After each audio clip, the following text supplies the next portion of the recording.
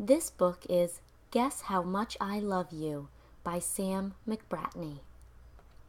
Little Nut Brown Hare, who was going to bed, held on tight to Big Nut Brown Hare's very long ears. He wanted to be sure that Big Nut Brown Hare was listening. "Guess how much I love you," he said.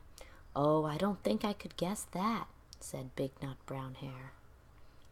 "This much," said Little Nut Brown Hare, stretching out his arms as wide as they could go. Big Nut Brown Hare had even longer arms. "But I love you this much," he said. That is a lot," thought Little Nut Brown Hare. "I love you as high as I can reach," said Little Nut Brown Hare. "I love you as high as I can reach," said Big Nut Brown Hare.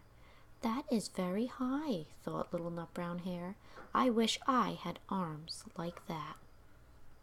Then Little Nut Brown Hare had a good idea. He tumbled upside down and reached up the tree trunk with his feet.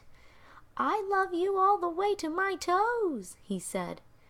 "And I love you all the way up to your toes," said Big Nut Brown Hare, swinging him up over his head.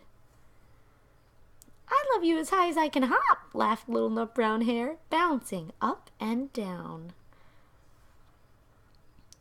"But I love you as high as I can hop," smiled Big Nut Brown Hare, and he hopped so high that his ears touched the branches above. "That's good hopping," thought Little Nut Brown Hare. "I wish I could hop like that." "I love you all the way down the lane as far as the river," cried Little Nut Brown Hare. "I love you across the river and over the hills," said Big Nut Brown Hare. "That's very far," thought Little Nut Brown Hare. He was almost too sleepy to think any more. Then he looked out beyond the thorn bushes, out into the big dark night. Nothing could be farther than the sky. "I love you right up to the moon," he said, and closed his eyes. "Oh, that's far," said Big Nut Brown Hare. "That is very, very far." Big Nut Brown Hare settled Little Nut Brown Hare into his bed of leaves. He leaned over and kissed him good night.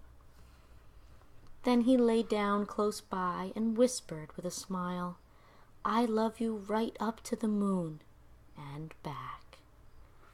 The end.